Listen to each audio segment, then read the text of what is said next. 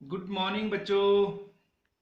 बेटा आज जो हम पढ़ेंगे वो है graph between E and R. E मतलब ईएमएफ और एक्सटर्नल रेजिस्टेंस आर। फिर दूसरा ग्राफ पढ़ेंगे हम टर्मिनल पोटेंशियल डिफरेंस और एक्सटर्नल रेजिस्टेंस के बीच में वेरिएशंस मतलब ग्राफ, और टर्मिनल पोटेंशियल डिफरेंस और करंट के बीच में ग्राफ। जो पहला ग्राफ है बेटा ईएमएफ और आर के बीच में, और हमें पता है बेटा जो ईएमएफ होता है, क्या होता है EMF? maximum potential difference between the electrodes of the cells when no current is drawn from the cell। ठीक है, जैसे ये मान लो, जैसे मैंने कल एक रिलेशंस की थी for internal resistance of cell. तो हम जब बेटा इसमें से कोई करंट विड्रॉ नहीं करेंगे कि क्या है ओपन है, तो इसमें कोई करंट नहीं होगा, तो ये एक्सटर्नल रेजिस्टेंस है। तो जो इन दो इलेक्ट्रोड के बीच में जो पोटेंशियल डिफरेंस होगा मैक्सिमम, उसको क्या बोलते हैं बेटा? Terminal potential difference. उसको सॉरी, वो है EMF, maximum potential difference between the two electrodes of the cell when no current drawn from the cell. तो वो ईएमएफ को मेजर करेगा। जब सेल में कोई करंट नहीं होगा बेटा, तो एक्सटर्नल रेजिस्टेंस का यहाँ पर कोई काम नहीं है। तो जो EMF it does not depends upon external resistance. ठीक है, तो कैसे डिपेंड कर, और ना ही इंटरनल रेजिस्टेंस के ऊपर डिपेंड करती है ईएमएफ। तो ग्राफ कैसा बनेगा बेटा ईएमएफ और एक्सटर्नल रेजिस्टेंस के बीच में? Straight line parallel to resistance. Resistance बढ़ता जाएगा तो ईएमएफ उतनी ही रहेगी, उसके ऊपर कोई इफेक्ट नहीं होगा। जैसा मर्जी रेजिस्टेंस होगा, जितना मर्जी कनेक्शन में होगा, तो ईएमएफ उतनी ही रहेगी। क्लियर हो गया? E and R graph straight line parallel to resistance axis. ठीक है, अब जो दूसरा ग्राफ है बेटा किसके बीच में? वी एंड आर के बीच में। V and R, terminal potential difference and external resistance. हमें पता है बेटा as V is equal to E minus I R, पढ़ा है हमने। टर्मिनल पोटेंशियल डिफरेंस क्या होता है? Potential difference between the two electrodes of a cell when current is drawn from the cell. उसमें से हमने करंट ड्रॉ कर रहे हैं। ठीक है, जैसे ये सर्किट मान लो, इस की को हमने क्लोज कर दिया, तो इसमें से करंट फ्लो करेगा बेटा यहां से ऐसे। ठीक है, तो यहां पर जो इंटरनल रेजिस्टेंस है आर, स्मॉल आर,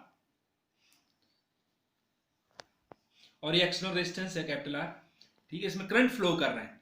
तो जो टर्मिनल पोटेंशियल डिफरेंस है वो इंटरनल रेजिस्टेंस के ऊपर भी डिपेंड करता है और एक्सटर्नल रेजिस्टेंस के ऊपर भी डिपेंड करता है। ठीक है, जो टर्मिनल पोटेंशियल डिफरेंस होता है बेटा, देखो हमें पता है V is equal to E minus I R. तो V is equal to E minus I क्या होता है बेटा? V is equal to I R, तो आई कितना? V upon R. तो यहाँ पर वैल्यू बेटा आई की वैल्यू पुट कर दी, V upon R into small R. R मतलब ये स्मॉल आर इंटरनल रेजिस्टेंस और कैपिटल आर एक्सटर्नल रेजिस्टेंस। इस टर्म को बेटा उधर ले जाओ तो वो प्लस की बन जाएगी, V plus V upon R into are.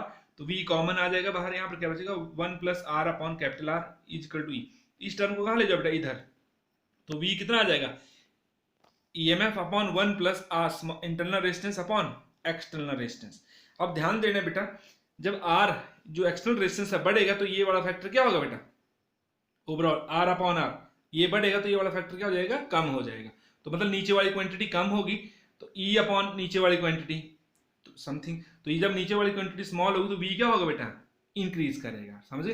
जब जो एक्सटर्नल रेजिस्टेंस है इंक्रीज करेगा तो नीचे वाली क्वांटिटी घटेगी, तो ओवरऑल क्या होगा बेटा? ये E अपॉन जितनी कम से डिवाइड करें उतनी ज्यादा बढ़ेगा, तो V क्या होगा बेटा? बढ़ेगा। क्लियर? तो मतलब इसका मतलब कि जब एक्सटर्नल रेजिस्टेंस बढ़ेगा तो टर्मिनल पोटेंशियल डिफरेंस भी क्या होगा बेटा? बढ़ेगा। ठीक है, तो इस तरह से बेटा जब करंट R इतना है, तो जब मतलब R बढ़ रहा है तो E जो V है वो भी क्या हो रहा है बेटा? बढ़ रहा है। ठीक है, अब जब R इन्फानाइट हो जाएगा बेटा, R इज इन्फिनिटी, तो समथिंग अपॉन इन्फिनिटी कितना बन जाएगा? 0। तो 1 प्लस 0 1, तो V is equal to E के बराबर है। तो V कितना आ जाएगा बेटा? E के बराबर। जब R इन्फानाइट होगा तो जो टर्मिनल पोटेंशियल डिफरेंस है वो किसके बराबर होगा? इन EMF ऑफ द सेल्स। तो ये और लगभग इसके पैरेलल हो जाए, लेकिन मिलाना नहीं बेटा। ये मान लो EMF की वैल्यू इसके लेवल, तो इसके पैरेलल ले जाना, क्योंकि वो इन्फिनिटी पे होगा जाके। ठीक है, जब रेजिस्टेंस इन्फानाइट होगा तब जाके वो जो EMF है वो, सॉरी हाँ, जो टर्मिनल पोटेंशियल डिफरेंस है किसके बराबर हो जाएगा बेटा? EMF के बराबर। लेकिन तब मिलाना नहीं है, ये पैरेलल ले जाना है, क्योंकि पैरेलल रेज कहाँ मिलते हैं बेटा? इन्फिनिटी पे। क्लियर? तो इस तरह का ग्राफ बनेगा बेटा टर्मिनल पोटेंशियल डिफरेंस और एक्सटर्नल रेजिस्टेंस के बीच। फिर जो तीसरा ग्राफ है बेटा वो है V और I, वोल्टेज और करंट के बीच में। वोल्टेज मतलब जो terminal potential difference and current flowing through the circuit, इसके बीच में जो ग्राफ होगा। तो बेटा देखो, जब ये हमें पता है V इज इक्वल टू कितना होता है E माइनस आई आर। जब करंट जीरो होता है बेटा, ये जीरो होगा तो V किसके बराबर आएगा, E के बराबर। देखो यहाँ पे इधर को I है और इस साइड को V है। जब यहाँ पे करंट कितना होता है बेटा, जीरो, तो किसके बराबर आएगा, वोल्टेज। जो V की वैल्यू है, टर्मिनल पोटेंशियल डिफरेंस किसके बराबर होगा, देखो V is equal to E minus I R. जब I जीरो होगा तो V is equal to E, क्योंकि ये तो जीरो हो जाएगा।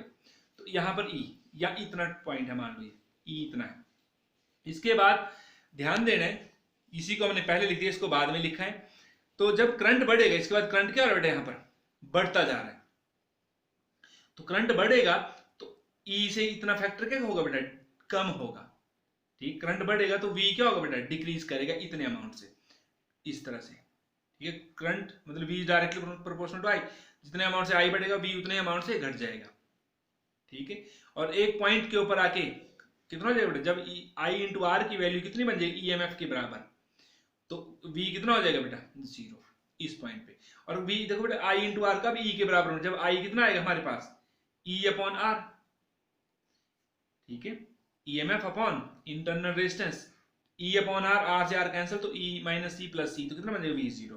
तो इस पॉइंट के ऊपर मतलब जब करंट E अपॉन आर के बराबर आएगा, तो E अपॉन आर के बराबर, तो टर्मिनल पोटेंशियल डिफरेंस कितना बन जाएगा बेटा, zero.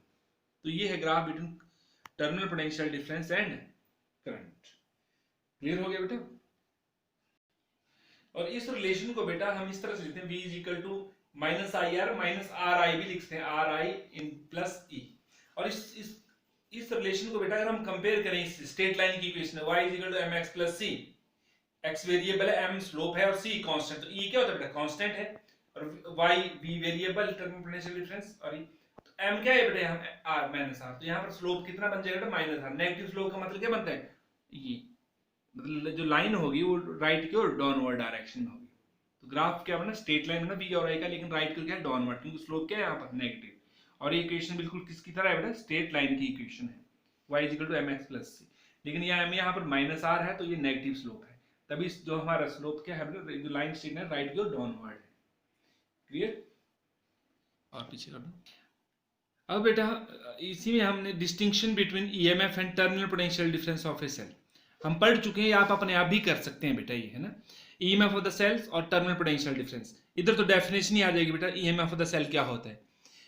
The EMF of the cell is the maximum potential difference between the two electrodes of the cells when cell is in open circuit, या no current is drawn from the cell।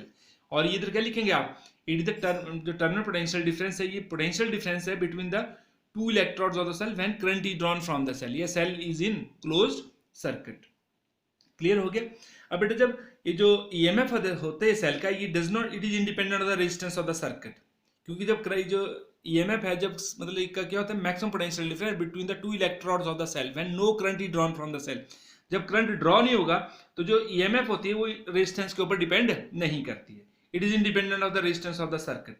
लेकिन वो किसके ऊपर depend करती है, हम पढ़ चुके हैं पहले भी, nature of electrodes and nature and concentration of electrolyte of the cell and its temperature. Clear.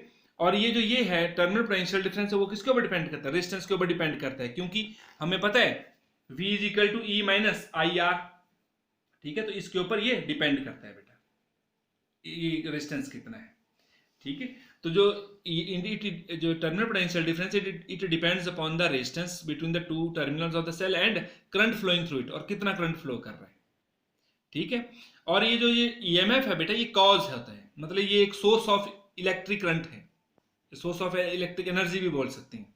लेकिन जो टर्मिनल पोटेंशियल डिफरेंस है, इसको हम मेजर करते हैं between two terminals of the cell. जैसे ये है, अगर ये जो सेल है, अगर हम इसको नहीं कनेक्ट करते हैं तो इसमें कोई भी करंट का भी फ्लो नहीं करेगा। ठीक है, तो इस सेल की वजह से इसमें करंट है, तो इसी सेल के कारण क्या है बेटा, ये सोर्स है एनर्जी का, इलेक्ट्रिक एनर्जी का। लेकिन जो टर्मिनल पोटेंशियल डिफरेंस होता है वो क्या होता है, वो देखो जैसे ये पॉइंट है, ये A पॉइंट है, ये B पॉइंट है, तो V is equal to I into R, इन दो पॉइंट के बीच में क्या है बेटा, ये पोटेंशियल का डिफरेंस की मेजरमेंट है। ठीक है, तो जो टर्मिनल पोटेंशियल डिफरेंस होता है is measured between two terminals of the cells. और जो टर्म EMF है, ये क्या होता है, सोर्स। तो मतलब जो EMF ऑफ द सेल है एक कॉज है, ये इसी के कारण करंट फ्लो करता है। और जो टर्मिनल पोटेंशियल डिफरेंस है, ये क्या है, इफेक्ट है, EMF के कारण ये इफेक्ट आता है। और हमें पता है बेटा, जब भी जो EV is equal to E minus I R. तो जो V टर्मिनल पोटेंशियल डिफरेंस होगा हमेशा ही जब हम सेल को यूज करते हैं तो EMF से क्या होगा बेटा, कम होगा। इसका मतलब कि जो जो EMF होती है वो क्या होती है, टर्मिनल पोटेंशियल डिफरेंस से ज्यादा होती है। कब? When current is drawn from the cell. लेकिन अगर हम सेल को जब चार्ज कर रहे होते हैं तो करंट क्या फ्लो करता है उसमें, रिवर्स डायरेक्शन में। तो आई माइनस लेंगे तो ये मतलब उसके अपोजिट तो प्लस आए, तो वी क्या होगा उस टाइम, ड्यूरिंग चार्जिंग जो है वो वी क्या होता है, ईएमएफ से बड़ा होता है। लेकिन जब यूज करते हैं तो वी कम होता है, डिक्रीज स्मॉल होता है, great smaller than EMF. But during charging terminal potential difference is greater than the EMF of a cell. Clear? तो ये था बेटा difference between EMF of the cells and terminal potential difference. Clear हो गया बेटा? तो ये बेटा आपने करना है ये टॉपिक्स। तो ओके बेटा, थैंक यू।